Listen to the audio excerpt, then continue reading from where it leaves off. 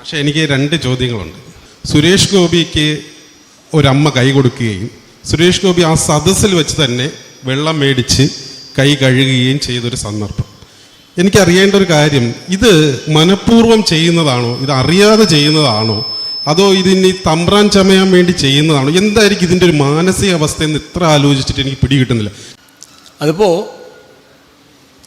ഐത്തം എന്നുള്ള വാക്ക് അശുദ്ധം എന്നുള്ളതിൽ നിന്നുണ്ടാവുന്ന ക്രിസ്തുവിനോട് അദ്ദേഹത്തിൻ്റെ എതിരാളികൾ പറഞ്ഞൊരു കാര്യം, നിന്റെ കൂടെ നടക്കുന്നവർക്കൊന്നും വൃത്തിയില്ലല്ലോ, അവരൊന്നും ഭക്ഷണം കഴിക്കുമ്പോൾ കൈ കഴുകുന്നില്ലല്ലോ എന്ന്.